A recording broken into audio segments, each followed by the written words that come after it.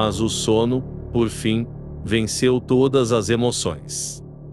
Seus pensamentos logo divagaram de novo. Ele deitou-se, bem aquecido, extremamente cansado. A noite trouxe calma e conforto, embaçando a memória e as preocupações. Meia hora depois ele estava completamente alheio ao mundo à sua volta. Todavia dormir, nesse momento, era seu pior inimigo, ocultando todas as aproximações, suprimindo seu senso de alerta. Como, às vezes, em um pesadelo, uma cadeia de eventos se sucedem com terrível realismo, contudo, alguma inconsistência desvela todo um cenário de simulação e incompletude. Da mesma forma, os eventos do dia, embora tenham realmente acontecido, fizeram a mente acreditar que algum detalhe que poderia explicar tudo tenha se perdido na confusão, e que, portanto, os fatos eram meias verdades, o resto ilusões. Em algum lugar na mente do sonolento, algo se mantinha desperto, pronto para deixar a razão de lado. Nada disso é real. Quando você acordar, perceberá. E, de certo modo, era isso que ocorria com Sampson. Os fatos não totalmente inexplicáveis ou incríveis por si só, permaneciam para o homem que os viu e ouviu como uma sequência de fatos friamente terríveis. Porque a pequena peça que poderia solucionar o quebra-cabeça havia sido esquecida ou estava oculta. Dessa forma, pelo que consegue lembrar, foi um movimento brusco, feito através da tenda em direção à porta, que o despertou e o fez ver seu companheiro sentando-se apressadamente a seu lado tremendo. Horas deviam ter se passado, pois foi o fraco brilho da aurora que revelou sua silhueta encostada na lona da tenda. Dessa vez o homem não chorava. Estava tremendo como vara verde. Vibração essa que era possível sentir perfeitamente perpassando os cobertores por todo o seu corpo. Défago havia se encostado nele por proteção, encolhendo-se por conta de algo que aparentemente havia se escondido perto das abas da porta da pequena tenda. Sampson então perguntou alguma coisa em voz alta no momento em que acordou desnorteado, mas não se lembra exatamente o que e o homem não respondeu. A atmosfera e o sentimento de um verdadeiro pesadelo se abateu sobre ele, fazendo com que falar ou se mover fossem difíceis. No início, de fato, ele não tinha certeza de onde estava, se em um dos acampamentos anteriores, ou em sua cama em Aberdeen 12. O sentimento de desorientação era extremamente perturbador. E quase que imediatamente ao acordar, pareceu que a profunda quietude da aurora do lado de fora foi destruída por um barulho extremamente notável. O som veio sem aviso, ou sinal audível, e era inominavelmente medonho. Era uma voz, Sampson atestou, possivelmente humana. Rouca, ainda assim lamoriosa. Rugindo do lado de fora da tenda, vinda do alto ao invés do nível do solo, de tremendo volume. Enquanto que estranhamente se mostrava penetrante e sedutoramente doce.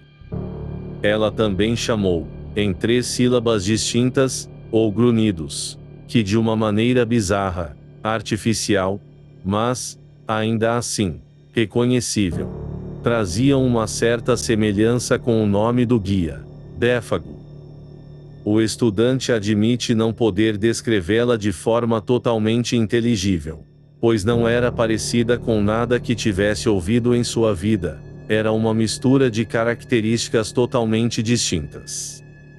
Um tipo de voz ruidosa e chorosa ele descreveu, como algo solitário e indomado, um poder selvagem e abominável.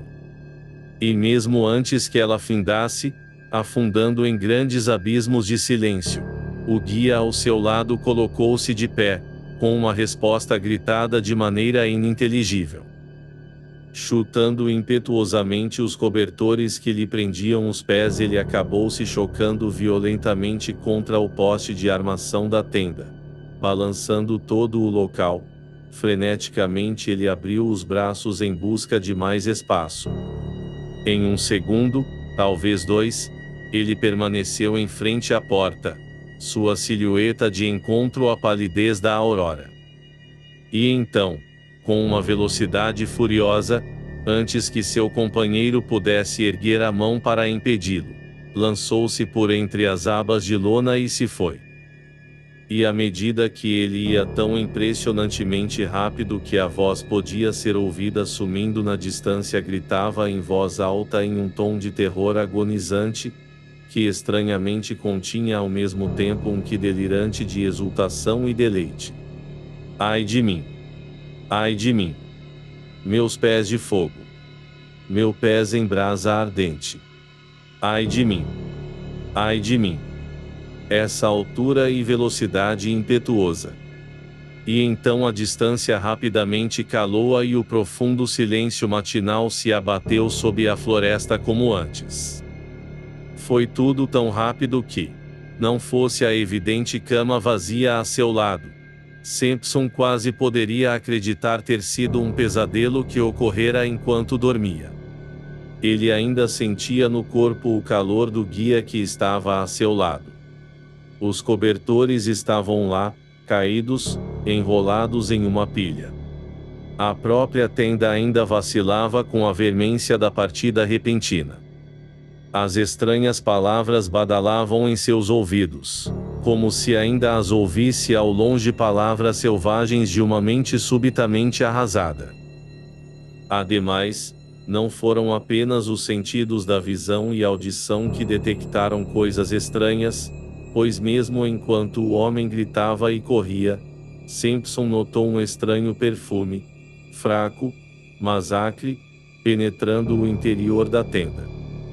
E foi nesse momento, ao que parece, recobrando a consciência ao sentir que suas narinas estavam inalando esse angustiante odor até a garganta, que ele encontrou a coragem, levantou-se rapidamente e saiu.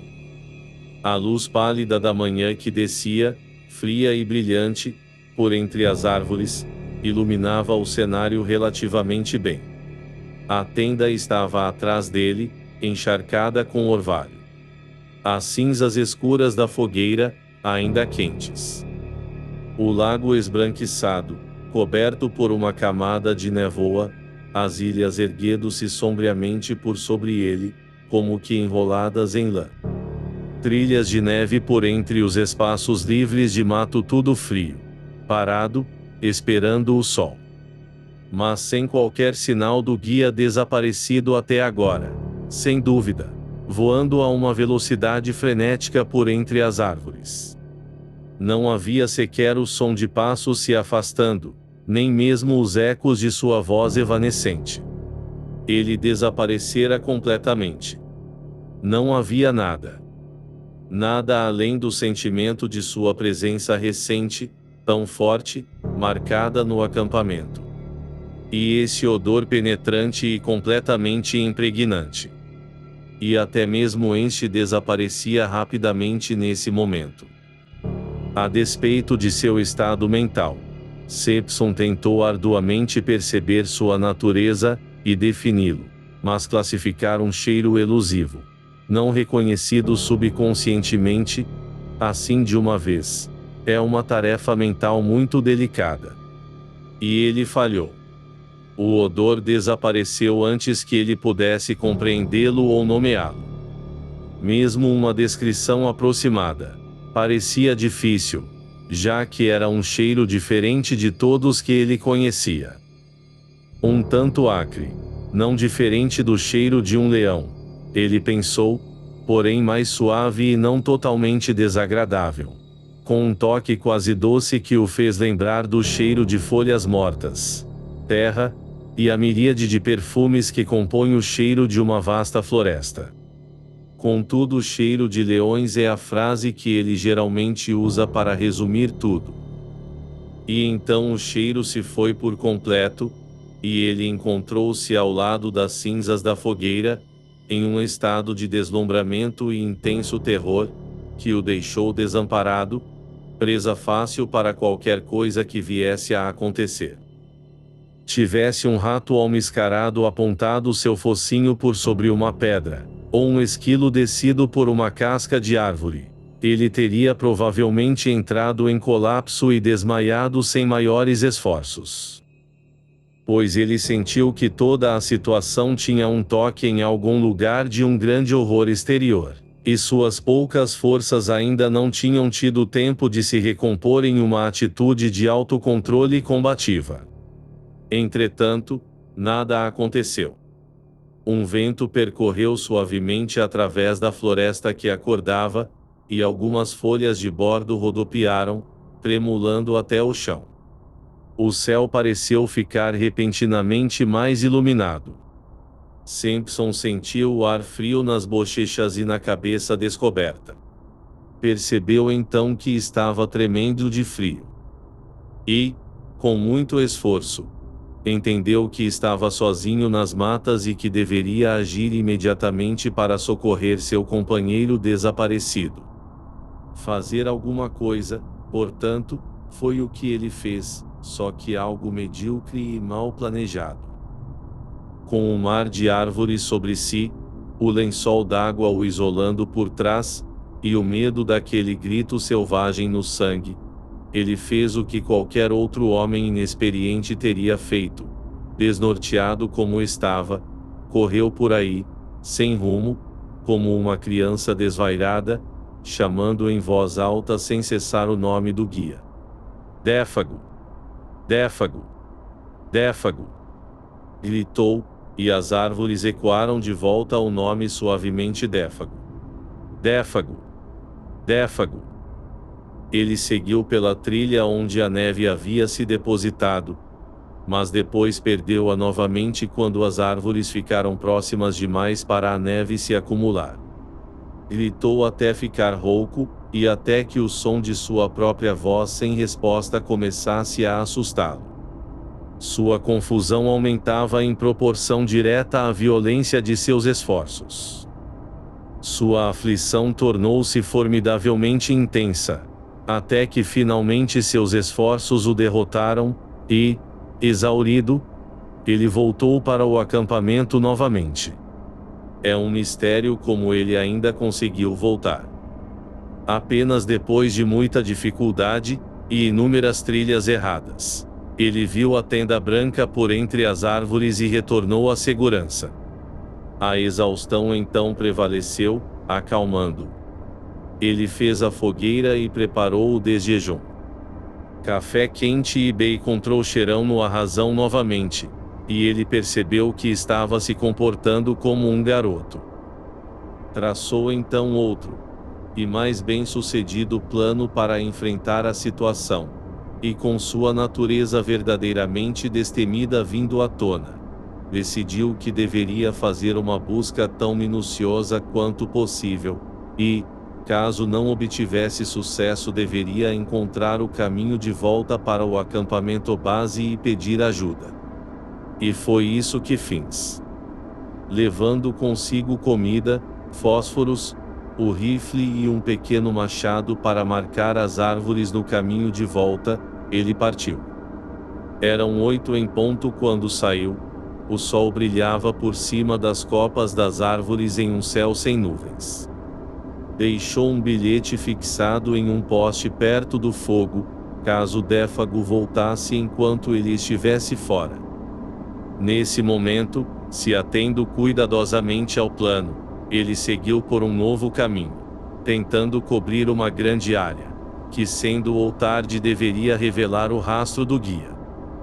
E, antes que tivesse percorrido 400 metros, encontrou pegadas de um animal largo na neve, e ao lado destas, pegadas mais leves e menores, que eram inquestionavelmente pegadas humanas, pegadas de Défago. O alívio que ele sentiu foi natural, embora breve. Pois à primeira vista, enxergou nas pegadas uma explicação simples para o que tinha ocorrido, As pegadas grandes certamente haviam sido feitas por um alce, que, indo contra o vento, havia esbarrado sem querer no acampamento, e, no momento que percebeu seu erro, proferiu seu singular bramido de alerta e perigo. Défago, no qual o instinto de caça evoluiu ao ponto de uma misteriosa perfeição, havia sentido no vento a besta se aproximando horas atrás. Sua excitação e posterior desaparecimento eram, claro, por causa de sua. Então a explicação impossível a qual Simpson se agarrava desapareceu, à medida que o senso comum mostrava implacavelmente que nada disso era verdade. Nenhum guia, muito menos um guia como Défago, agiria de uma maneira tão irracional, saindo dessa forma sem o seu rifle. Toda a situação exigia uma explicação muito mais complicada. Quando ele lembrou todos os detalhes, o grito de terror, a assombrosa linguagem, a face pálida de medo quando suas narinas sentiram pela primeira vez o novo cheiro, aquele soluçar abafado na escuridão, e por tudo isso, agora lembrava-se vagamente a original aversão do guia por esse local específico do país. Além disso, agora que examinara de perto, essas não eram de forma alguma as pegadas de um alce. Que o havia mostrado os contornos dos cascos de um alce, de uma vaca ou bezerro também. Para constar, ele havia desenhado-as claramente em uma tira de casca de bétula. E essas eram completamente diferentes. Eram grandes, circulares, amplas e sem nenhum traço pontiagudo como os cascos afiados. Perguntou-se por um momento se as pegadas de urso eram como aquelas. Não havia nenhum outro animal em que pudesse pensar. Caribus não viriam tão ao sul nessa época do ano, e mesmo que viessem, deixariam marcas de cascos. Eram sinais ameaçadores esses misteriosos escritos deixados na neve pela criatura desconhecida que havia atraído um ser humano para fora da segurança, e quando ele juntou os sinais na sua mente com aquele som ameaçador que rompeu a quietude da aurora, uma tontura momentânea o atingiu, incomodando-o novamente mais que qualquer coisa. Ele percebeu o aspecto ameaçador de tudo aquilo. E, parando para examinar as marcas mais de perto, sentiu uma lufada daquele odor acre, ainda que doce, que fez com que se endireitasse novamente, lutando contra a vontade de vomitar. Sua mente pregou-lhe outra peça infeliz. Subitamente lembrou daqueles pés descobertos, projetando-se para fora da tenda, e o corpo parecendo ter sido tragado em direção à saída. O guia encolhendo-se de medo por causa de algo na porta quando ele acordara mais tarde. Os detalhes agora chocavam-se contra sua mente vacilante como um coro. Pareciam reunir-se nas profundezas do silêncio da floresta sobre ele, onde as árvores, donas da casa, permaneciam esperando, ouvindo, observando para ver o que ele ia fazer. E elas se fechavam ao seu redor. Com persistência e coragem verdadeiras, Simpson foi adiante, seguindo as pegadas da besta como podia, sufocando esses pensamentos que buscavam enfraquecer sua vontade. Marcou inúmeras árvores, conforme avançava, sempre com medo de não conseguir achar o caminho de volta, e chamou de tempos em tempos o nome do guia em voz alta. O cansativo bater do machado contra os largos troncos, o timbre não natural de sua própria voz, começou a causar-lhe estranhamento, tanto que ele receava falar, pois receava ouvir-se, dado que os sons eram como um farol, atraindo atenção e revelando sua presença a todo instante, e se por acaso algo o estivesse caçando da mesma forma que ele agora caçava. Com muito esforço afastou esse pensamento no momento em que ele surgiu, pois percebeu que aquilo era o princípio de um desnorteamento completamente diabólico que rapidamente o destruiria. Embora a cobertura de neve não fosse contínua, se limitando apenas a pequenas poças aqui e ali nos cantos mais abertos, ele não teve dificuldade para seguir a trilha nos primeiros quilômetros.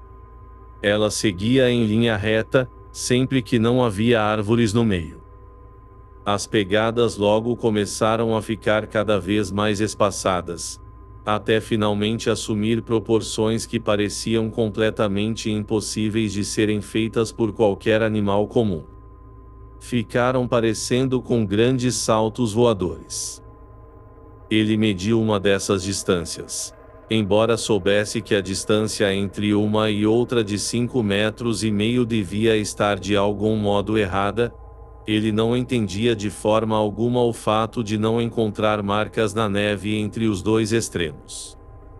Contudo, o que o deixou ainda mais perplexo, chegando a embaçar sua visão, foi o fato do passo de Défago ter aumentado da mesma maneira, chegando a cobrir as mesmas distâncias inacreditáveis. Era como se a grande criatura o tivesse levantado e carregado-o entre as enormes distâncias. Simpson, que tinha pernas bem mais altas que o guia, descobriu que não chegava nem na metade da distância do passo, mesmo correndo e saltando. E a visão dessas enormes pegadas, lado a lado, como evidência silenciosa de uma jornada medonha na qual terror ou loucura haviam produzido coisas impossíveis, era profundamente dramática. Abalava-o nos recôncavos secretos de sua alma.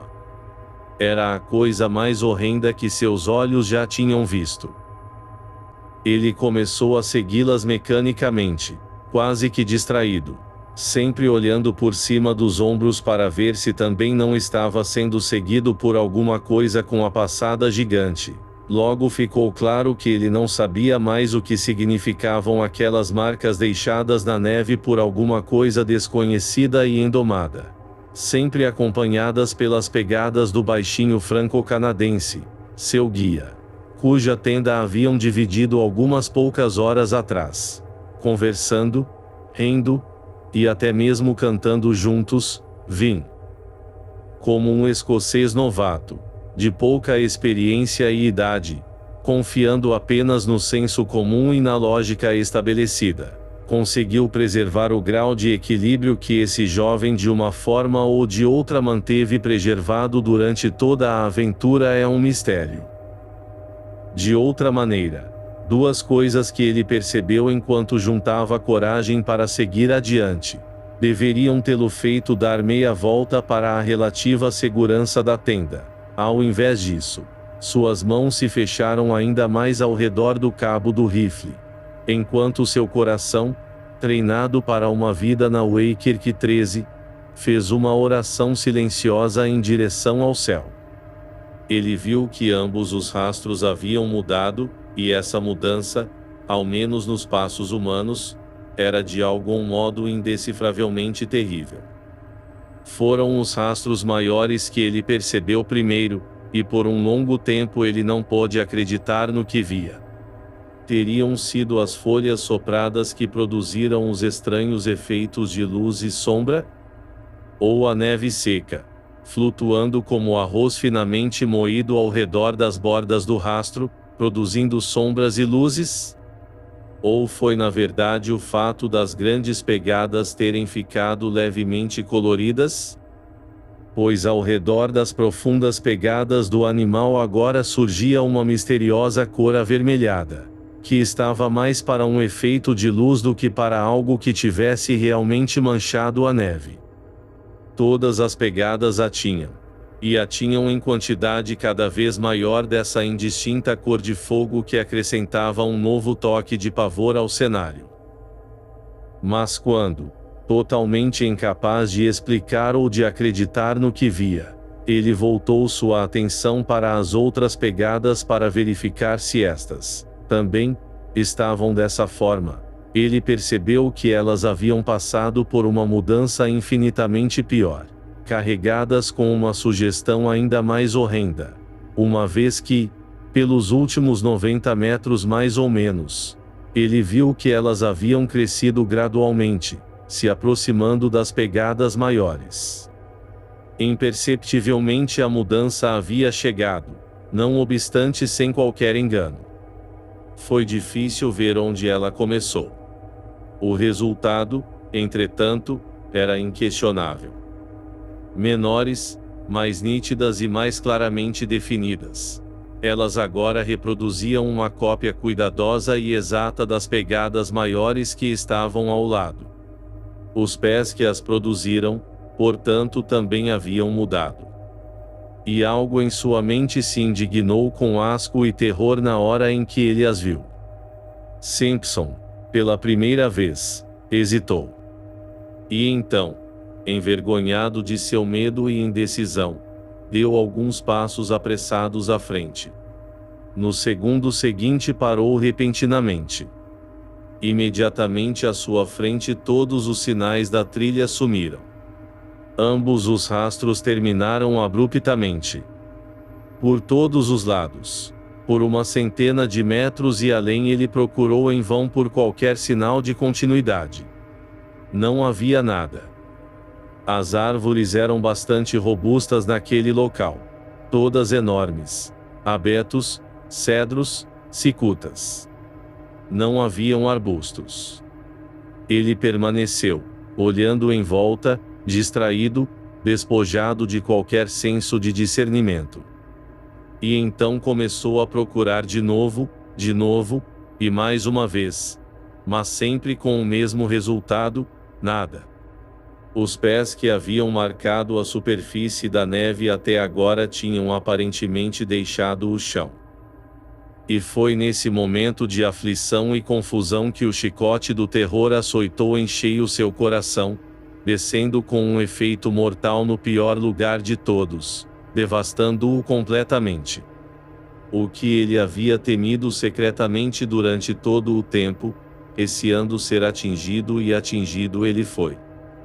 Bem ao longe, quase silenciada pela grande altura e distância, estranhamente diluída, ele ouviu a voz chorosa do guia de Fago. O som caiu sobre ele vindo daquele céu ainda invernal, produzindo desalento e terror inigualáveis. O rifle caiu a seus pés. Ele permaneceu imóvel por um instante, como que escutando com todo o seu corpo. Depois cambaleou de volta até a árvore mais próxima, onde se apoiou, desorganizado mental e espiritualmente, sem esperança. Para ele, naquele momento, pareceu a experiência mais estilhaçadora e inebriante que já vivera, tanto que seu coração se esvaziou de todo e qualquer sentimento, como que subitamente aspirado. Ai de mim! Ai de mim! Essa altura impetuosa! Ai de mim, meus pés de fogo! Meus pés em brasa ardente! Veio de longe, suplicando em tons de indescritível apelo, essa voz angustiada descida do céu. Uma vez chamou e então, silêncio por todo o mar de árvores. E Simpson, mal sabendo o que fazia, logo se achou correndo daqui para ali, procurando, chamando, tropeçando por sobre raízes e pedregulhos, atirando-se em uma busca ensandecida atrás da voz que chamava. Mergulhado em um véu de emoções e lembranças, cada uma trazendo experiências diferentes, distraído e meio louco, seguindo luzes falsas como um barco à deriva no mar. Terror estampado nos olhos, coração e alma. Visto que o pânico dos ermos o havia chamado com aquela voz longínqua, o poder das distâncias indomadas, a sedução da desolação destruidora. Ele sentiu naquele instante todas as dores de alguém inevitavelmente perdido e sem esperança, sofrendo a luxúria e as dores de uma alma em sua desolação final. Uma visão de Défago, caçado eternamente, acossado e perseguido através das estranhas vastidões daquelas florestas ancestrais, passou como uma chama pelo lado sombrio de seus pensamentos. No caos de sensações desorganizadas em que se encontrava, pareceu que haviam passado eras antes que ele pudesse achar alguma coisa para se fixar, firmar-se por um momento e pensar. A voz não se repetiu. Seu próprio chamado rouco não obteve resposta.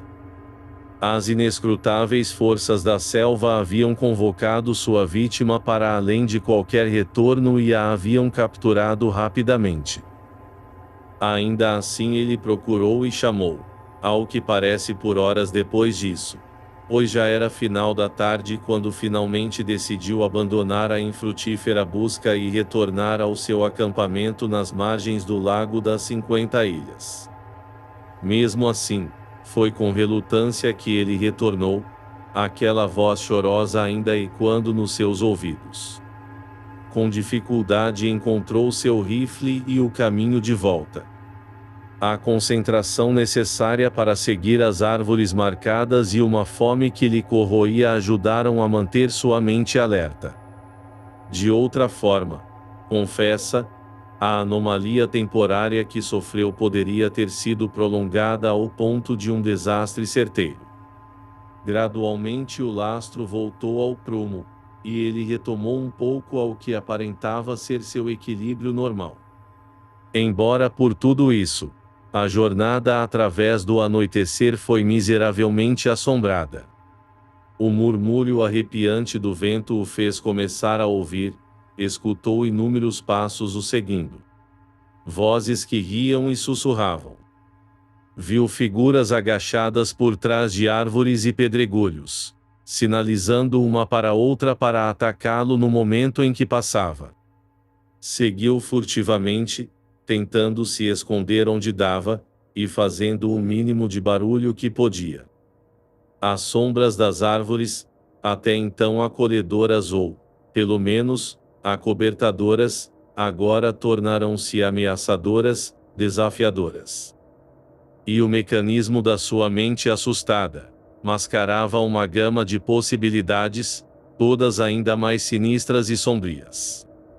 O pressentimento de uma terrível calamidade espreitava escondido atrás de cada detalhe do que ocorreu. Foi realmente admirável o fato dele emergir vitorioso no final. Homens mais maduros em saberes e experiências talvez tivessem passado pela provação com menos chance de sucesso. Ele se manteve razoavelmente sob controle, considerando tudo o que houve, e seu curso de ação prova isso. Dormir estava completamente fora de questão. E viajar por uma trilha desconhecida na escuridão era igualmente impraticável. Ficou acordado toda aquela noite, rifle em mãos, ao lado da fogueira que nem por um instante deixou diminuir. A severidade da vigília assombrada marcou sua alma para sempre. Mas foi completada com sucesso. E nos primeiros sinais do amanhecer ele se preparou para a longa jornada de volta ao acampamento base, para pedir ajuda. Como anteriormente, deixou um bilhete para explicar sua ausência e para indicar onde havia deixado uma grande quantidade de comida e fósforos apesar de não ter nenhuma expectativa dos suprimentos serem encontrados por mãos humanas. A forma com que Sampson achou o caminho de volta pela floresta e pelo lago poderia por si só ser uma outra história, e ouvi-lo contá-la é conhecer a solidão ardente da alma, que um homem sente quando os ermos o prendem nas profundezas infinitas de suas garras e gargalham. É também admirar sua bravura indômita. Ele diz não ter tido mérito, apenas seguiu mecanicamente a trilha quase invisível, sem pensar. E isso, sem dúvida, é a verdade. Confiou na orientação do inconsciente, do instinto. Talvez algum senso de orientação conhecido por animais e homens primitivos também tenha ajudado, pois por toda aquela região emaranhada ele conseguiu achar o local exato onde Défago havia escondido a canoa, há quase 3 dias atrás com um aviso: siga para o oeste através do lago na direção do sol para encontrar o acampamento. Não havia quase nada de sol para guiá-lo. Mas ele usou seu compasso da melhor forma que pode, embarcando na frágil canoa pelos últimos 19 quilômetros da jornada, tomado por uma imensa sensação de alívio, pois a floresta finalmente ficava para trás. E, por sorte, a água estava calma. Em vez de ir navegando pelas margens das ilhas, em um caminho de, pelo menos, 32 quilômetros, ele seguiu atravessando pelo centro do lago. Também, por sorte, os outros caçadores haviam retornado. A luz das fogueiras serviu de farol, sem as quais poderia ter procurado a noite toda pelo acampamento. Era perto de meia-noite quando, no momento em que sua canoa tocava a enseada arenosa, Punk e seu tio, acordados por seus gritos, correram e ajudaram o arremendo de escocês, exausto, através das pedras em direção a uma fraca fogueira. Vi a entrada súbita de seu prosaico tio no mundo de magia e horror que o havia assombrado ininterruptamente por 2 dias e 2 noites. Deu imediatamente novos contornos à situação. O som vivo daquele "Eia, meu garoto. O que está acontecendo?" E aquele aperto de mão vigoroso e 5 introduziram um outro tipo de julgamento. Uma convulsão de sentimento o perpassou. Ele percebeu que havia se cuidado muito mal. Sentiu até mesmo um pouco de vergonha de si mesmo. Então a obstinação nativa de seu povo assumiu o controle.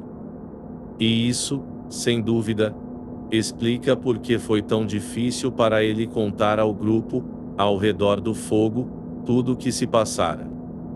Contou o bastante, entretanto, para o grupo decidir que ele deveria descansar imediatamente, a fim de que pudesse guiá-los depois, deveria comer e, acima de tudo, dormir.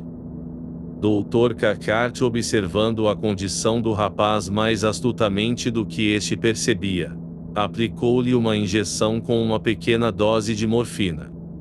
Por 6 horas Simpson dormiu como morto. No texto descrito cuidadosamente depois pelo estudante de teologia, ficou claro que ele omitiu ao restante do grupo estupefato diversos detalhes de importância vital. Ele relatou que, com seu tio o encarando prosaicamente, simplesmente não teve coragem de mencionar tais particularidades. Deste modo, o grupo se reuniu, concluindo que Défago havia sofrido algum tipo de loucura durante a noite, tendo-se imaginado ser chamado por algo ou alguma coisa. Embrenhou-se no mato seguindo o chamado, sem o rifle, sem comida, onde deve findar morrendo de frio ou fome, a menos que eles o encontrem primeiro. Em tempo, ou melhor dizendo, imediatamente. Todavia, no dia seguinte, eles saíram às 7. Deixando Punk para trás com instruções de ter sempre comida e fogo a posto. Simpson achou que era possível contar ao seu tio mais uma boa parte da natureza verdadeira da história, sem perceber que, de fato, ela estava sendo extraída dele por uma forma muito sutil de interrogatório. No momento que eles chegaram no início da trilha, onde a canoa tinha sido deixada na jornada de volta, ele já havia mencionado como Défago falou vagamente de algo chamado o Endigo. Como ele gritou enquanto dormia. A forma com que ele imaginou um odor incomum no acampamento. E havia revelado outros sintomas de excitação mental. Também admitiu o desconcertante efeito do odor extraordinário sobre si mesmo, pungente e acre, como o cheiro dos leões. E, quando eles estavam por volta de mais ou menos 1 hora do Lago das 50 Ilhas, ele havia soltado também uma insensata confissão de sua própria condição histérica, como percebeu mais tarde quando ouviu o pedido de ajuda do guia desaparecido. Ele omitiu as singulares frases usadas pelo guia, pois simplesmente não conseguia se forçar a repetir aquela linguagem absurda. Também, enquanto mencionava como as pegadas do homem deixadas na neve tinham gradualmente se transformado em uma exata miniatura das do animal. Ele deixou de lado o fato delas medirem uma distância totalmente inacreditável. Parecia que a questão se dividia entre orgulho individual e honestidade, o que contar e o que omitir. Ele mencionou o tom avermelhado na neve, por exemplo, mas se absteve de contar como o corpo e a cama haviam sido tragados para fora da tenda. Com o resultado apurado, Dr. Kakar, hábil psicólogo que julgava ser, assegurou-lhe claramente onde sua mente, influenciada pela solidão, desorientação e horror, havia cedido atenção e dado boas-vindas à alucinação. Enquanto louvava sua conduta, ele conseguia ao mesmo tempo mostrar onde, quando e como sua mente havia se perdido. Ele fez seu sobrinho achar-se melhor do que era, através de elogios criteriosos, porém também o fez se achar mais tolo, minimizando o peso das evidências. Como muitos outros materialistas, do qual faz parte, ele se fiava astutamente na tese de informações insuficientes, pois os fatos fornecidos pareciam, a seu julgamento particular, inadmissíveis. O fascínio desses terríveis ermos, disse ele, não deixa intocada nenhuma mente, isto é, as possuidoras de imaginação deveras fértil. Ele agiu sob você da mesma forma que agiu sob mim quando eu tinha a sua idade. O animal que assombrou seu pequeno acampamento foi sem dúvida um alce, pois o bramar deles, às vezes tem um som muito peculiar. As cores nas pegadas maiores foram obviamente uma alucinação visual produzida pela excitação. O tamanho e o formato das pegadas nós iremos pôr à prova quando o encontrarmos. Mas a alucinação de uma voz audível, certamente, é uma das formas mais comuns de ilusão devido à excitação mental. Uma excitação, meu caro garoto, perfeitamente justificável, e, deixe-me adicionar, maravilhosamente controlada por você sob as circunstâncias. De resto, estou inclinado a dizer que você agiu com esplêndida coragem, pois o terror de se encontrar sozinho nesses ermos não é nada menos que medonho, e, estando eu no seu lugar, não acho que poderia ter agido com um quarto de sua sabedoria e decisão. A única coisa que acho difícil de explicar é esse cheiro detestável. Ele me deixou doente, eu lhe asseguro, disse seu sobrinho, terminantemente confuso. A atitude calma de onisciência do tio, apenas por saber mais teorias psicológicas, o deixava levemente rebelde. Era muito fácil ser sábio na explicação de uma experiência que não se havia testemunhado pessoalmente.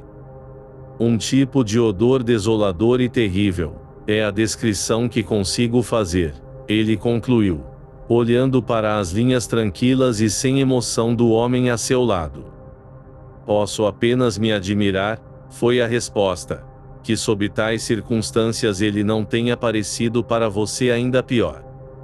As palavras secas, Simpson sabia, pairavam entre a verdade e a interpretação de seu tio da verdade. E então finalmente eles chegaram ao pequeno acampamento e encontraram a tenda ainda de pé, os restos da fogueira e o pedaço de papel fixado em uma estaca ao lado dela intocado.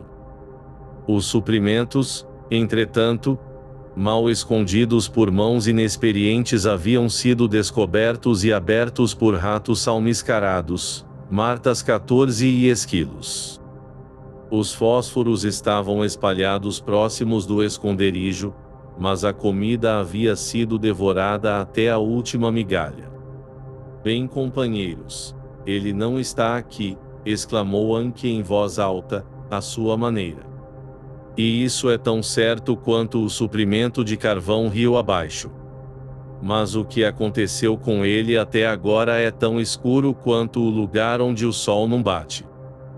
A presença de um estudante de teologia não era empecilho para o seu linguajar naquele momento, embora para o bem do leitor ela tenha sido severamente editada. Eu proponho, ele acrescentou, que comecemos imediatamente e o cacemos como o diabo.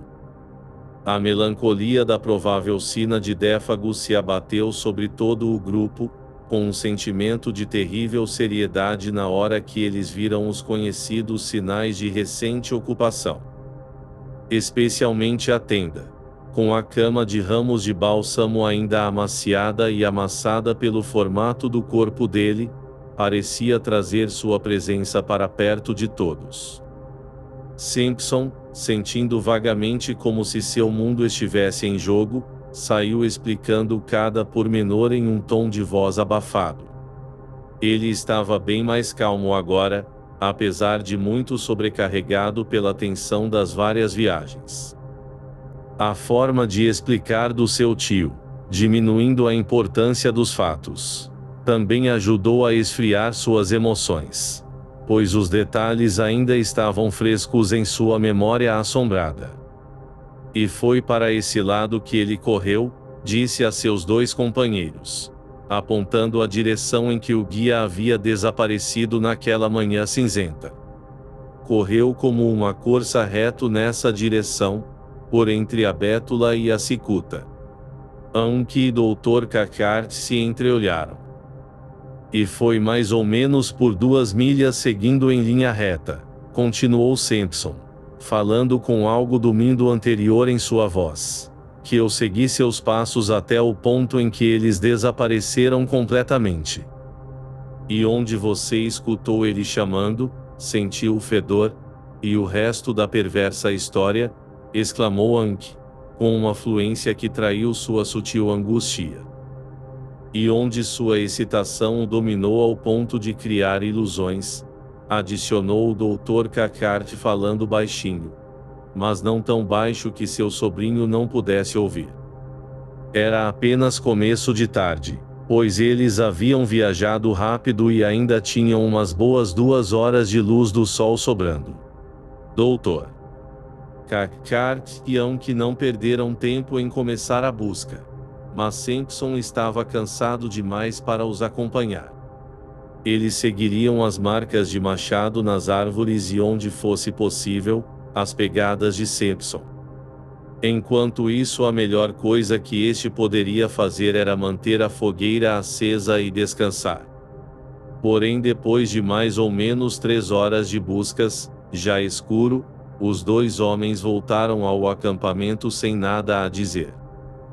Neve recente havia coberto todos os rastros e embora eles tivessem seguido as árvores demarcadas até o ponto onde Simpson voltara, não encontraram nem o mínimo detalhe que pudesse indicar a presença humana ou, nesse caso, de algum animal. Não havia nenhuma trilha recente. A neve jazia intocada. Era difícil determinar a melhor coisa a fazer, embora na realidade, não havia nada mais que pudessem fazer. Eles poderiam ficar e procurar por semanas, sem muitas chances de sucesso. A neve fresca destruiu sua única esperança, e eles se reuniram ao redor da fogueira para a ceia, sombrios e desanimados. Os fatos, certamente, eram tristes o bastante, pois Défago tinha uma esposa em Hat Portage 15. E seus ganhos eram a única forma de sustento da família. Agora que a verdade, em toda sua feiura, estava exposta, parecia inútil seguir com pretensão ou fingimento. Falavam abertamente dos fatos e probabilidades. Não era a primeira vez, em toda a vivência do Dr. Cathcart, que um homem havia cedido à singular sedução dos ermos e enlouquecido.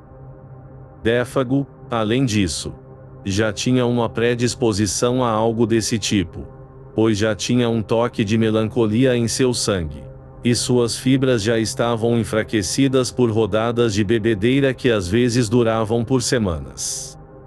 Algo nessa jornada, talvez nunca saibamos o que o fez cruzar a linha, foi isso. E ele havia partido, saído para a grande vastidão de árvores e lagos, para morrer de fome e exaustão. As chances dele encontrar o acampamento novamente eram esmagadoramente pequenas. O delírio que se abateu sobre ele, sem dúvida, teria aumentado, e era muito provável que se ferisse, e assim acelerasse sua cruel sina. Até mesmo enquanto falavam, de fato, o fim provavelmente já havia chegado. Entretanto, por sugestão de Ankh, seu antigo companheiro, eles decidiram esperar um pouco mais, e dedicar todo o dia seguinte, da manhã ao anoitecer, à busca mais sistemática que pudessem empreender. Dividiriam o território entre si. Discutiram então o plano em detalhes, o que pudessem fazer, fariam. E, enquanto isso, conversaram sobre a forma específica na qual o singular pânico dos ermos agiu sob a mente do desafortunado guia.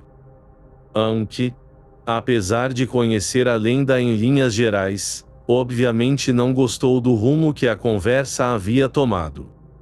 Ele pouco contribuiu, apesar daquele pouco ter sido revelador. Porquanto, admitiu que uma história percorreu toda essa região do país, contando que vários indígenas haviam visto o Endigo ao longo das margens do Lago das 50 Ilhas no outono do ano passado. E essa era a verdadeira razão por que Défago não queria caçar aqui. Ankh sem dúvida sentia que havia contribuído na morte de seu antigo companheiro, tendo-o persuadido a mudar de ideia. Quando um índio enlouquece, ele explicou, ao que parece falando sozinho mais do que fala com os outros, é sempre dito que está vendo o Endigo. E o pobre velho Défago era supersticioso como uma mula. Então Simpson, sentindo que a atmosfera estava mais compreensiva, contou novamente toda a sua assombrosa história. Não deixou nenhum detalhe para trás dessa vez, mencionando suas próprias sensações e medos esmagadores. Omitiu apenas a estranha língua utilizada. Mas Défago certamente já o havia contado todos esses detalhes da lenda do Endigo. Meu querido companheiro, insistiu o doutor. Quero dizer, ele havia falado sobre isso, e deste modo colocou ideias que posteriormente sua própria imaginação desenvolveu, certo? Portanto, Simpson novamente repetiu os fatos. Défago, ele contou, mal havia mencionado a fera. Ele, Simpson, não sabia nada da lenda, e, pelo que se lembra, nunca nem mesmo lera nada a respeito dela.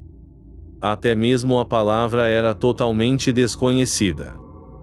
É claro que ele falava a verdade, e Dr. Cathcart estava relutantemente compelido a admitir a característica singular de todo o caso. Entretanto, ele admitiu mais com sua conduta do que com palavras. Manteve-se encostado em uma árvore robusta. Atiçava a fogueira quando ela mostrava sinais de apagar. Era mais rápido que qualquer um deles para escutar o mínimo som na noite, fosse um peixe pulando no lago, um galho quebrando nos arbustos, a ocasional queda de neve congelada nas copas acima deles de onde o calor as desprendia. Sua voz, também, mudou um pouco, ficando um tom mais baixa, menos confiante. Medo, para deixar claro, rondava aquele pequeno acampamento, e os três ficariam satisfeitos em conversar sobre outros assuntos. Mas a única coisa que pareciam conseguir conversar era isso, a fonte dos seus medos. Tentaram outros assuntos em vão. Não havia nada a dizer sobre tais. Ankh foi o mais honesto do grupo. Ele não falou quase nada. Entretanto, nenhuma vez, deu as costas para a escuridão. Seu rosto sempre olhando para a floresta, e quando precisavam de madeira, ele não se afastava além do necessário para consegui-la. Vi. Uma muralha de silêncio os envolveu, pois a neve, apesar de não ser espessa, era suficiente para silenciar qualquer barulho, e o gelo mantinha as coisas bem presas. Nenhum som, além de suas vozes e o suave crepitar do fogo, se fazia ouvir. Contudo, de tempos em tempos, às vezes algo suave como as asas de uma mariposa sobrevoava-os. Ninguém parecia ansioso para ir dormir. As horas passaram até quase meia-noite. A lenda é pitoresca o bastante, observou o doutor depois de uma das longas pausas, tentando quebrar o gelo, pois não tinha nada para falar, uma vez que o Wendigo é simplesmente a personificação do chamado da natureza, cuja algumas naturezas escutam para sua própria destruição. É isso mesmo, disse Ankh algum tempo depois. E não há mal-entendido quando você o escuta. Ele inegavelmente te chama pelo nome. Uma outra pausa se seguiu. E então Dr. Cathcart voltou ao tópico proibido com uma pressa que fez os outros se assustarem. A alegoria é significante, ele mencionou, olhando para a escuridão, pois a voz, eles dizem, se parece com todos os menores sons das matas, vento, água corrente, sons dos animais, e daí por diante. E, uma vez a vítima tendo ouvido tal voz, ela está perdida, certamente. É dito que seus pontos mais vulneráveis, ademais, são os pés e os olhos. Os pés, veja, pelo desejo de vagar, e os olhos pelo desejo de beleza. O pobre sujeito vai a uma velocidade tão medonha que seus olhos sangram e seus pés queimam. Dr. Cathcart, conforme falava, continuava olhando inquieto para as trevas ao seu redor. Sua voz se transformou em um sussurro. O Wendigo, ele acrescentou, é dito que queima os pés da vítima devido ao atrito causado por sua tremenda velocidade até que eles caiam e novos se formem, idênticos aos pés da criatura. Simpson escutou com horrorizado assombro. Mas foi a palidez no rosto de Ankh que o fascinou mais. Ele teria de bom grado tapado os ouvidos e fechado os olhos, se tivesse coragem. Ele nem sempre se mantém no chão, adicionou Ankh, lentamente, de maneira bastante arrastada, pois vai tão alto que pensa que as estrelas o incendiaram. E dá saltos notavelmente grandes às vezes, e corre por cima das copas das árvores, levando sua vítima consigo.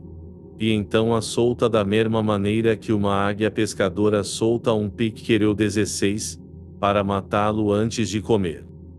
E sua comida, de toda a sujeira da floresta, é musgo. E ele deu uma gargalhada curta e anormal. É um comedor de musgo esse Wendigo, acrescentou, encarando animadamente os companheiros. Come musgo, ele repetiu, junto com uma série de xingamentos mais estranhos que podia inventar. Mas Simpson agora entendeu o verdadeiro propósito de toda essa conversa. O que esses dois homens, fortes e vividos cada um à sua maneira, temiam mais do que qualquer coisa era o silêncio. Eles falavam para vencer as horas. Também falavam para vencer as trevas, contra a invasão de pânico, contra uma reflexão que poderia admitir que estavam em território inimigo, contra qualquer coisa, melhor do que deixar que seus pensamentos mais íntimos assumissem o controle. Ele próprio, já tendo passado por essa horrível vigília, com medo, estava um passo à frente de seus companheiros nesse aspecto. Havia chegado ao ponto em que era imune. Mas aqueles dois, o irônico e analítico doutor, e o honesto e obstinado sertanejo, cada um sentou tremendo por dentro de seu ser. Assim passaram as horas. E portanto, com as vozes baixas e a força de vontade retesada, O pequeno grupo de homens sentou nas garras dos ermos e jogou conversa fora sobre a terrível e assustadora Linda. Era uma disputa desigual, considerando que os ermos já contavam com a vantagem do primeiro ataque e um refém. A sina de seu companheiro pairava sobre eles como um peso opressor, cada vez maior, até que finalmente ficou insuportável.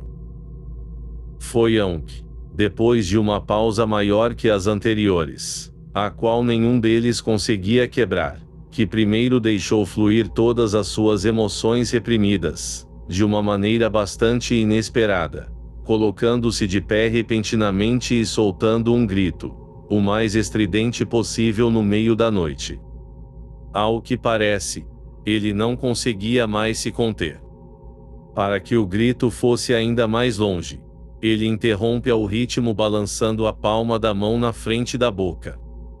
Isso é por Défago, disse ele, olhando para baixo e encarando os outros com uma risada estranha e desafiadora, pois eu acredito. Os palavrões intercalados podem ser omitidos. Que aquele meu velho companheiro não está tão longe de nós neste mesmo instante. Havia uma veemência e uma imprudência em sua atuação que fez Simpson, também, colocar-se de pé admirado. Até mesmo o doutor traiu-se deixando o cachimbo cair de seus lábios. O rosto de Ankh estava lívido, mas o de Cathcart mostrava uma súbita fraqueza à perda de todas as faculdades, por assim dizer.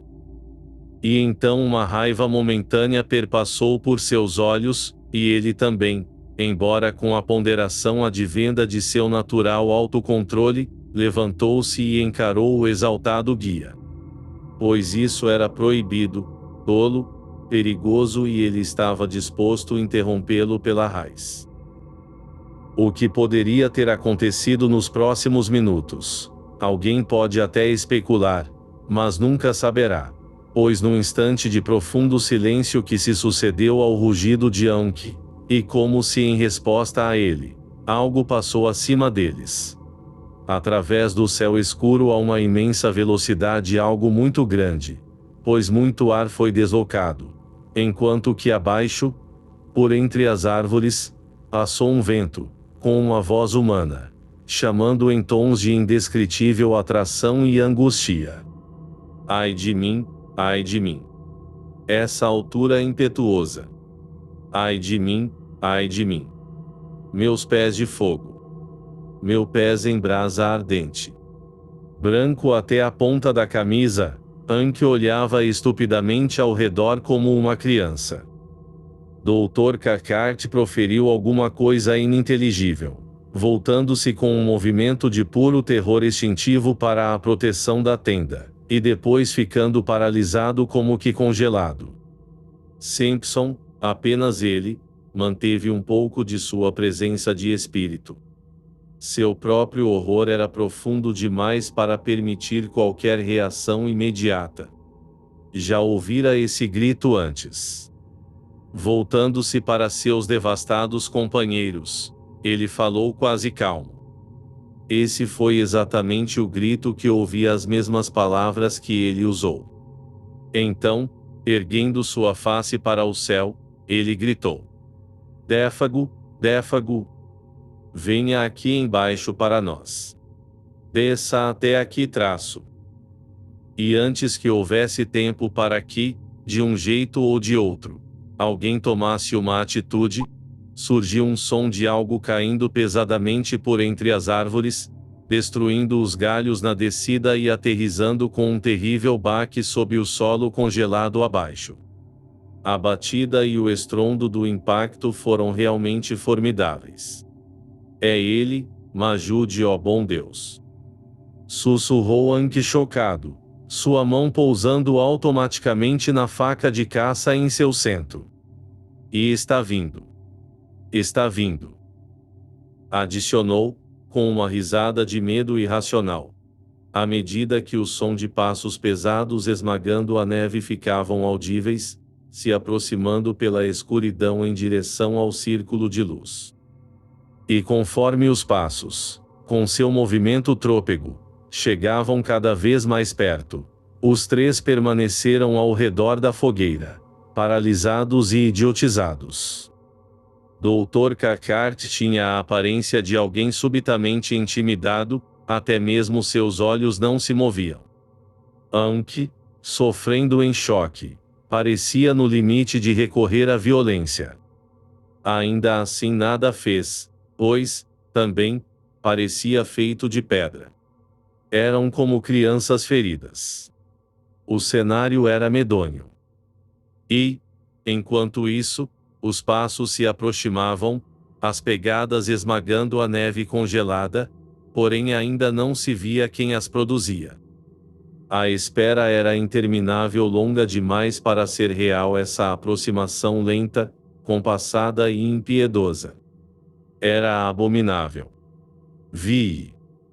Então finalmente a escuridão cedeu, não sem grande esforço, trazendo adiante uma silhueta. Ela avançou para uma zona de meia luz, onde a luz do fogo e a sombra se fundiam, a menos de 3 metros de distância. E então parou, olhando fixamente para eles. No mesmo instante começou a se mover para a frente novamente, espasmodicamente, como uma marionete, aproximando-se deles até ficar totalmente na luz da fogueira. Eles então perceberam o que era um homem. E aparentemente este homem era Défago. Algo como uma camada de medo, quase perceptível, formou-se em cada face naquele instante. E 3 pares de olhos brilharam tal qual tivessem ultrapassado as fronteiras da visão normal, adentrando o desconhecido. Défago avançou, seus passos eram vacilantes e incertos. Avançou diretamente para o grupo, depois virou-se subitamente e encarou Simpson de perto. Um som vocálico saiu de seus lábios. Aqui estou, patrão Simpson. Escutei alguém me chamando. Sua voz era fraca e seca, um chiado sem ar produzido por um esforço imenso. Estou tendo uma viagem infernal, assim estou. E ele gargalhou, empurrando sua cabeça no rosto do outro. Mas a risada libertou o grupo que estava paralisado, brancos como bonecos de cera. Ankh imediatamente soltou uma torrente de palavrões tão absurdos que Simpson não os reconheceu como sendo da língua inglesa. Talvez estivesse falando uma língua indígena ou qualquer outra. Ele apenas sabia que a presença de Ankh entre eles era bem-vinda, incomumente bem-vinda. Doutor Cackart, embora mais calmamente e vagarosamente, avançou por trás dele, mas acabou tropeçando. Simpson parecia atônito para o que acontecia e era dito naqueles poucos segundos, pois os olhos daquele rosto detestável e maldito olhando tão de perto para seu interior haviam confundido seus sentidos. Ele apenas ficou parado, calado. Não tinha a vontade treinada como os mais velhos, que se forçaram à ação, desafiando todo o estresse emocional. Ele os via se movendo como que através de um vidro, como num sonho, sua percepção da realidade parcialmente destruída, deturpada. Apesar disso, através da torrente de frases sem sentido de Ankh, lembrou de ter ouvido o tom de autoridade de seu tio duro e forçado falando várias coisas sobre comida, aquecimento, cobertores, uísque e descanso. E lembrou também de uma lufada penetrante do extraordinário odor, vil ainda que inebriantemente doce, assaltando suas narinas durante tudo que se seguiu. Entretanto, ninguém além dele conseguiu proferir a frase que trouxe um pouco de alívio para a pavorosa situação, conseguindo expressar as dúvidas e pensamentos que pairavam sobre todos. É você, não é, Défago? Ele perguntou baixinho, o medo transparecendo em sua fala. E, rapidamente Cackart respondeu em voz alta, sem dar tempo do outro abrir a boca.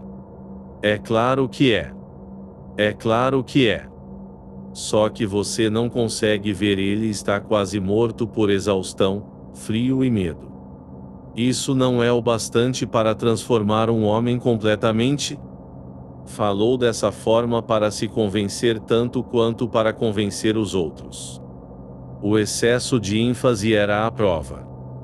E a todo momento enquanto falava e agia, ele mantinha no nariz um lenço de bolso. Aquele odor impregnou todo o acampamento.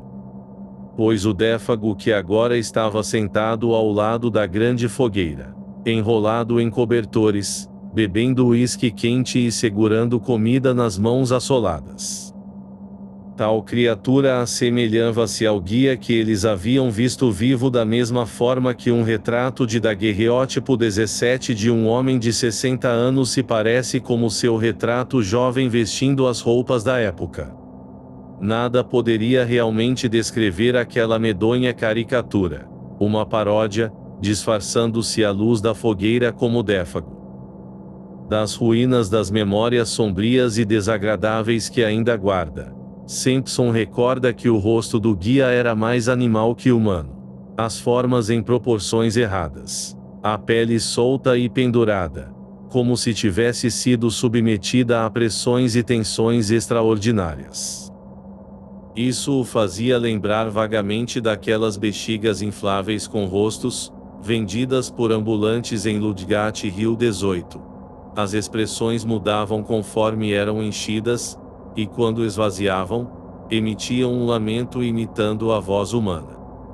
Tanto o rosto quanto a voz sugeriam uma abominável semelhança. Mas Cathcart, muito tempo depois, procurando descrever o indescritível, afirma que assim poderiam ter parecido um rosto e um corpo que tivessem sido expostos a um ar tão rarefeitos, que, removendo-se o peso da atmosfera, toda a estrutura poderia se despedaçar, ficando desconexo. Foi Young que, apesar de ensandecido e tremendo de emoção, sem conseguir entender nem se controlar, levou a situação a um ponto sem volta. Ele afastou-se um pouco do fogo, para que a luz não o encandeasse, e cobrindo os olhos com as duas mãos por um instante, gritou numa terrível mistura de raiva e afeição: "Você não é o Défago. Você não é Défago de jeito nenhum. Eu não tô nem aí. Mas aquilo não é você, meu velho camarada de tantos anos." Ele encarou a figura amontoada como se fosse destruí-la com os olhos. "E se for você, eu esfrego o piso do inferno com um maço de algodão em um palito de dente, juro por Deus."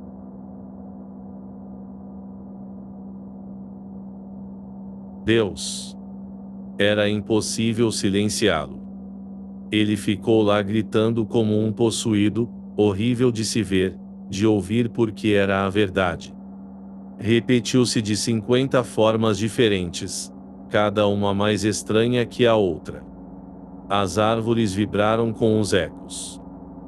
Em uma das vezes, pareceu que ele queria se jogar no intruso, pois sua mão continuamente parava ao redor da grande faca de caça em seu centro. Mas por fim, nada fez, e toda a explosão terminou subitamente em lágrimas.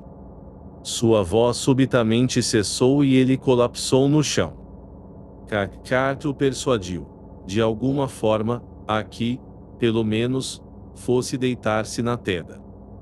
De fato, o restante da conversa, ele testemunhou por trás da lona, seu rosto amedrontado e pálido observando por entre a fenda da porta.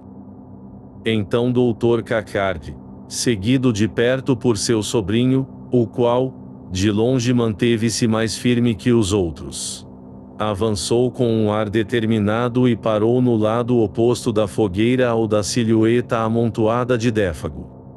Ele o olhou diretamente no rosto e falou. Nesse momento sua voz era firme. "Défago, conte-nos o que houve, pelo menos alguma coisa, para que saibamos como melhor lhe ajudar?" Perguntou em tom de autoridade, quase uma ordem. Naquele momento, Era uma ordem.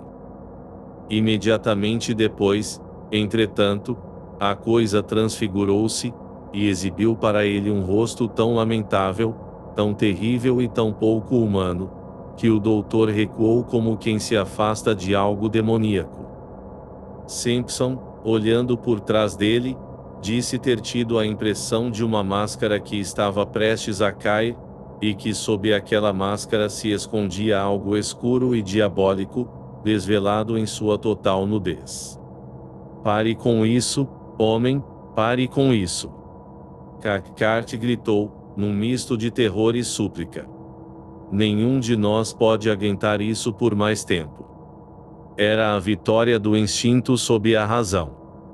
E então Défago, sorrindo cadavericamente, respondeu naquela voz fraca e evanescente que já parecia transformar-se em uma voz de outra pessoa.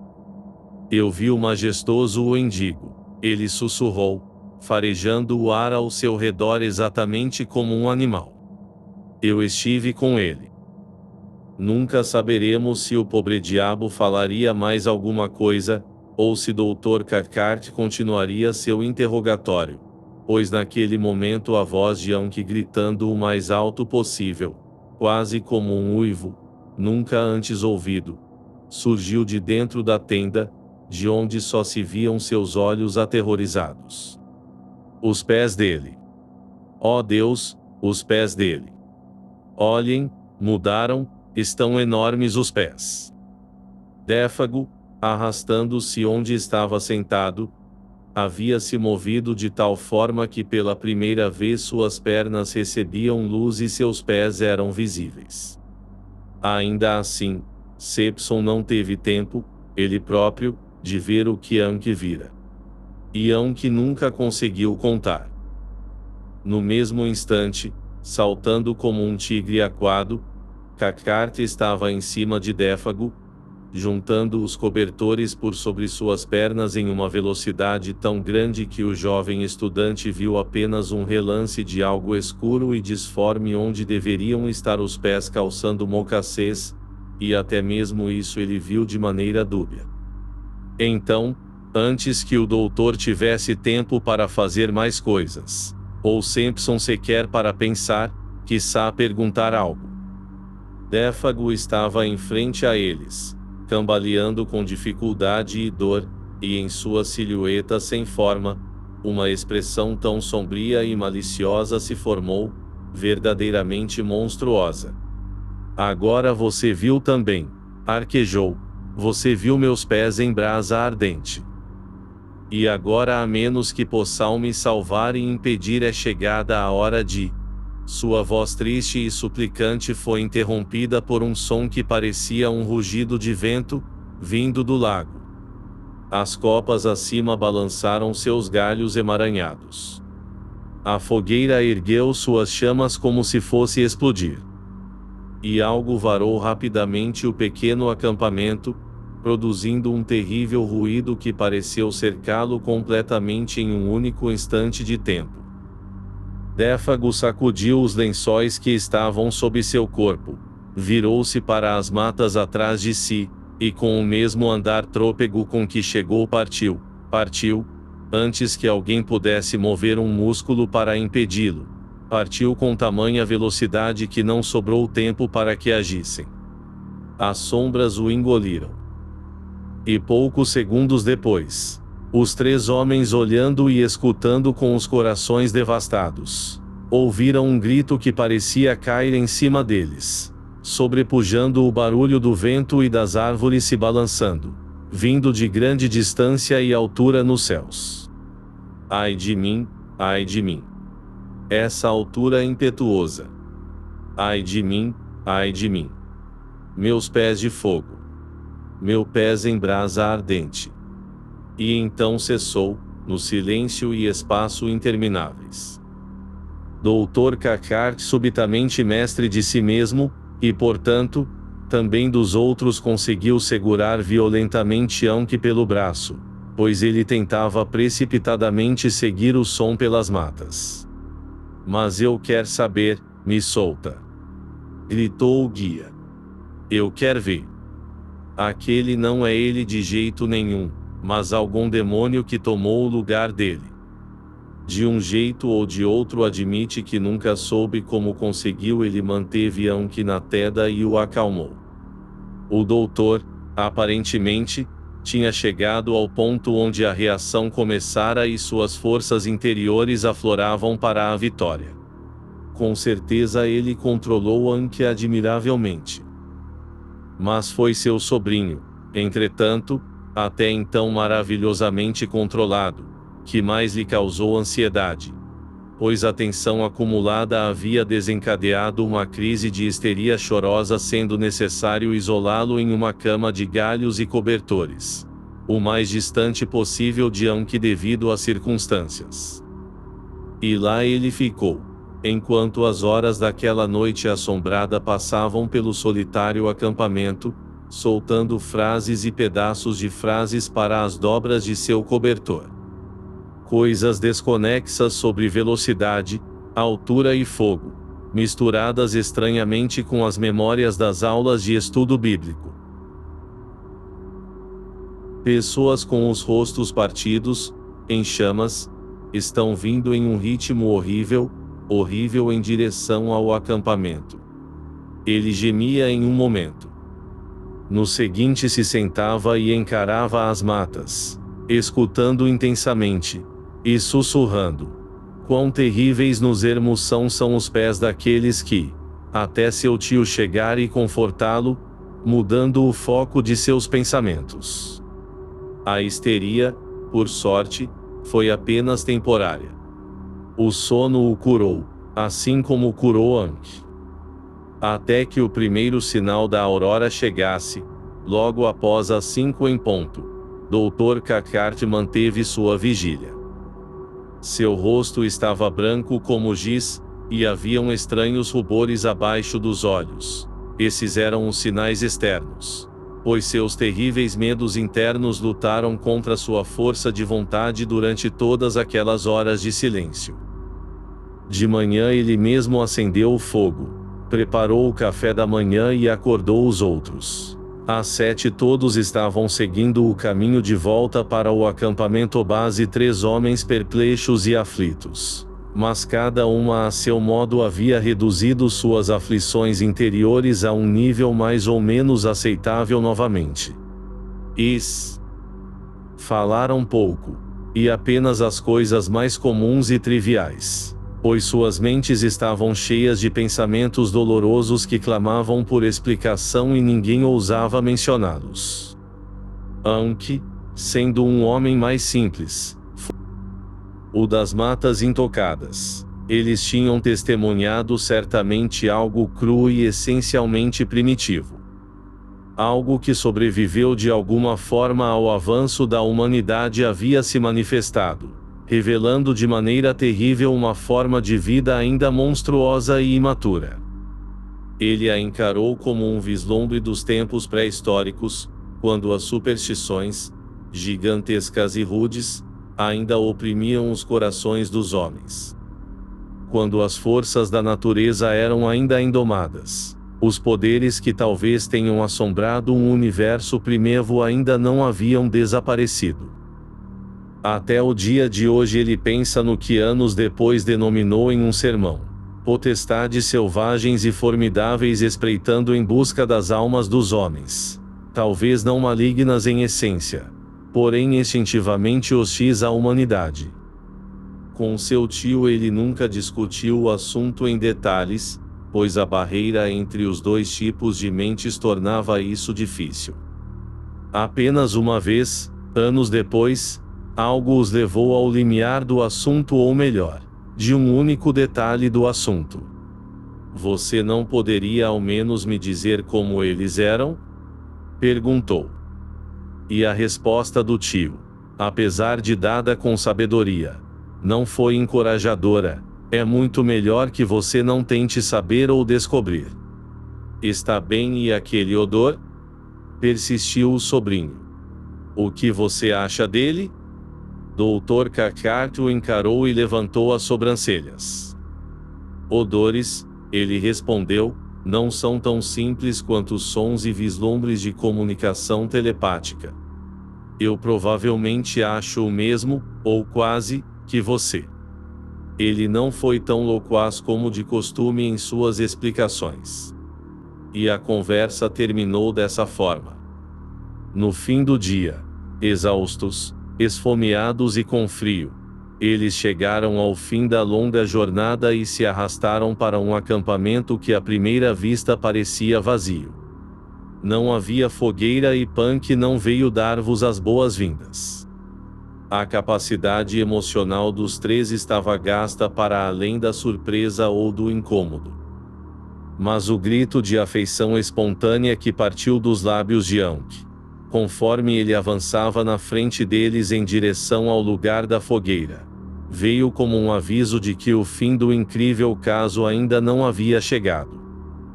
E tanto Kakart quanto seu sobrinho confessaram depois que, ao ver Ankh se ajoelhando e abraçando algo reclinado, movendo-se com suavidade, ao lado das cinzas da fogueira, eles sentiram no fundo de seus corações que esse algo seria Défago, o verdadeiro Défago, retornado.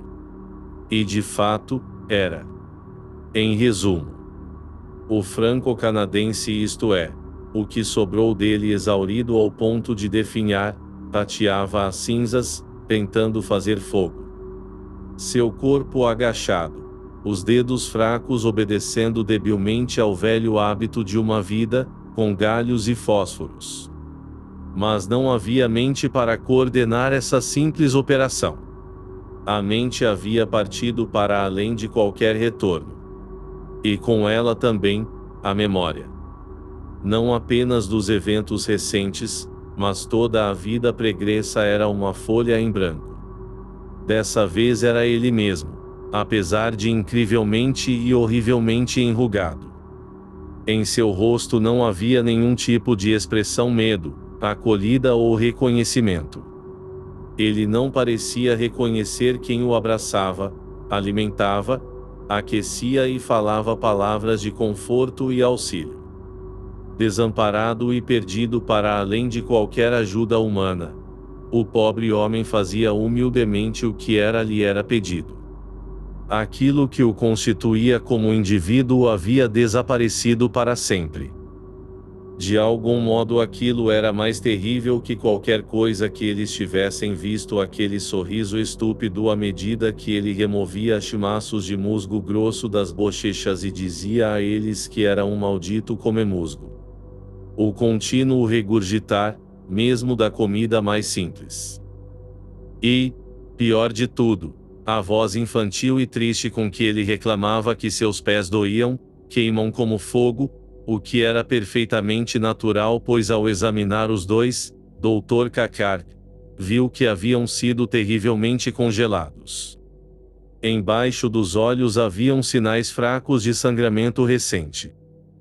Os detalhes de como ele sobreviveu à prolongada exposição, onde havia estado, ou como havia percorrido a enorme distância de um acampamento a outro, incluindo o imenso contorno do lago a pé, já que não tinha canoa, permanecem desconhecidos. Sua memória havia desaparecido por completo. E antes do fim do inverno, cujo início havia sido testemunha desse estranho caso, Défago, privado de mente, memória e alma, se foi. Ele durou apenas algumas semanas. E o que Punk contribuiu para a história também não ajuda a esclarecer muita coisa. Ele estava limpando peixes na margem do lago, mais ou menos às 5 em ponto da tarde, por volta de 1 hora antes do grupo de busca retornar, quando viu o arremendo de guia avançando debilmente em direção ao acampamento. Antes, porém, lembra, veio primeiro uma fraca lufada de um singular odor. Naquele instante Punk correu para casa. Ele percorreu toda a jornada de 3 dias como apenas um indígena conseguiria fazer. O mindo de toda a sua tribo o guiava. Ele sabia o que aquilo tudo significava. Défago havia visto o Endigo.